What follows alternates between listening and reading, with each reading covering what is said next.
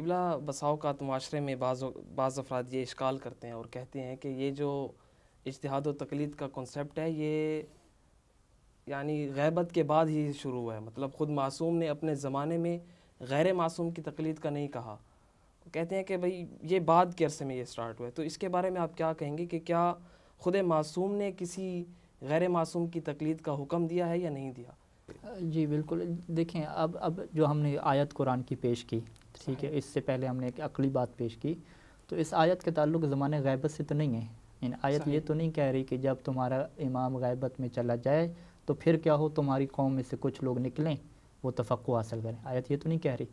آیت تو خود معصوم کے زمانے میں تھی. یعنی معصوم کے زمانے میں بھی کچھ لوگ کیا کرتے تھے، تفقہ فی الدین کرتے تھے، اور باقی لوگ کیا ہے ان کی طرف رجوع کرتے تھے، ان سے سیکھتے تھے. جب آیت مطلق ہے، معصوم کے زمانے کو بھی شامل ہے، تو ہم کون ہوتے ہیں یہ کہنے والے؟ نہیں جی، معصوم کے زمانے میں تو یہ سسٹم نہیں تھا.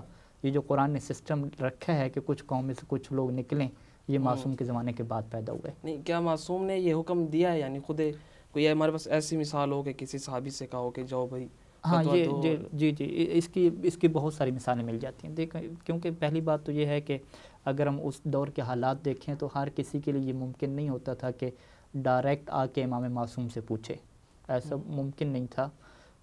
دور دراز علاقوں میں لوگ رہتے تھے، پھر جو ادھر رہ بھی رہے ہیں قریب، وہ بھی بعض کا نہیں مل پاتے تھے، کیونکہ حکومتیں امام علیہ السلام کی دشمن ہوتی تھیں، پابندیاں ہوتی تھیں.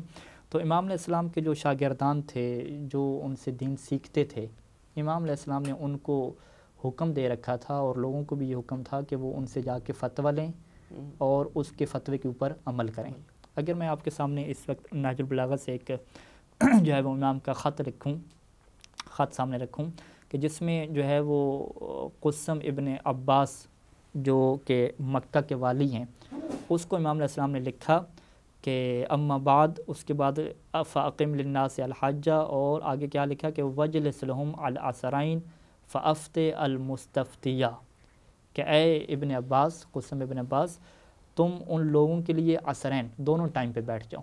ٹھیک ہے، یعنی شام کے جو دونوں ٹائم ہے، ظہر اور عصر، دونوں ٹائم پہ بیٹھو ان کے لیے. فافت المستفتیہ، افتے تم فتویٰ دو. کس کو فتویٰ دو؟ المستفتی، جو تم سے فتویٰ لینے آئے. یعنی جو تم سے فتویٰ طلب کرنے آئے، تمہاری ذمہ داری کیا ہے؟ تم ان کو فتویٰ دو. یعنی امام خود حکم دے رہے ہیں، مولا علی علیہ السلام کا زمانہ ہے، اس میں امام خود یہ حکم دے رہے ہیں کہ تمہاری ذمہ داری کیا ہے؟ فتویٰ دینا ہے. ٹھیک ہے، آگے ہم کچھ زمانوں میں آ جائیں، امام رضا علیہ السلام کے زمانے میں آ جائیں کہ علی ابن اسباط ایک راوی ہے، امام کا چاہنے والا ہے. وہ امام علیہ السلام کے پاس آتا ہے اور کہتا ہے کہ اے امام، یحدث الامر لا اجد بدا من معرفتہ. یحدث الامر یعنی مجھے کوئی ایک ایسا مسئلہ پیش آتا ہے کہ لا اجد بدا من معرفتہ، اس مسئلے کے مجھے علم نہیں ہوتا، معرفت نہیں ہوتی. اچھا، پھر آگے کیا ہوتا ہے کہ ولیس فی البلد الذی انا فیہ، اور اس شہر میں کہ جس میں میں رہتا ہوں، لیس فیہ احد، وہاں پہ کوئی ایسا بندہ بھی نہیں ہے کہ استفتیہ ہے کہ میں اس سے فتویٰ لے لوں، اور وہ بندہ کیا ہو؟ من موالی کا، آپ کے چاہنے والے میں سے ہو. یعنی میں جس شہر اور جس علاقے میں رہتا ہوں، وہاں پہ آپ کے چاہنے والا کوئی ایسا نہیں ہے کہ میں جاؤں اور جو مجھے مسئلہ پیش آیا ہے اس کے بارے میں استفتی ہے، میں اس سے فتویٰ مانگوں. ایسا کوئی نہیں ہے. تو اب میں کیا کروں؟ تو اب دیکھیں، اگر تو ہم یہ سوچ رکھے ہوئے ہیں کہ بھی فتویٰ لینا ہی حرام ہے، تو امام علیہ السلام اسے کیا کہتے؟ اسے ڈانٹ دیتے کہ بھئی تمہیں شرم نہیں آتی، تم فتویٰ لیے پھرتے ہو. ٹھیک ہے، لیکن امام علیہ السلام کیا فرمایا؟ امام فرمایا کہ فقال ائت فقیہ البلد، تم کیا کرو، اس شہر میں جو بھی فقیہ ہے، ہمارا ماننے والا اگرچہ نہیں ہے، تو وہ جو اس شہر میں تمہارا فقیہ ہے، تم اس کے پاس چلے جاؤ. فاستفتہ من امرک، جو بھی تمہیں مسئلہ پیش آیا تم اس سے کیا ہے سوال کر لو. اور امام یہ جانتے تھے کہ وہ جو فقیہ ہے ان کے شہر کا، جو مفتی ہے، وہ محمد و آل محمد سے بغض رکھنے والا ہے، اور وہ ہمیشہ کیا الٹ بات بتاتا ہے. تو امام نے اسے یہ فرمایا کہ تم کرنا کیا کہ تم اس فقیہ کے پاس جانا جو ہمارا چاہنے والا نہیں ہے، اس سے تم فتویٰ لے لینا. پھر جب وہ تمہیں فتویٰ دے گا، فخذ بخلافہ، اس کے برعکس، اس کے الٹ عمل کرنا. کیوں؟ فإن الحق فیہ، کیونکہ اب صورتحال ایسی بن چکی تھی اس زمانے میں بغض کی وجہ سے کہ اس کی یہی کوشش ہوتی تھی کہ جو بھی امام نے فرمایا ہے وہ اس کے الٹ لوگوں کو بتائے.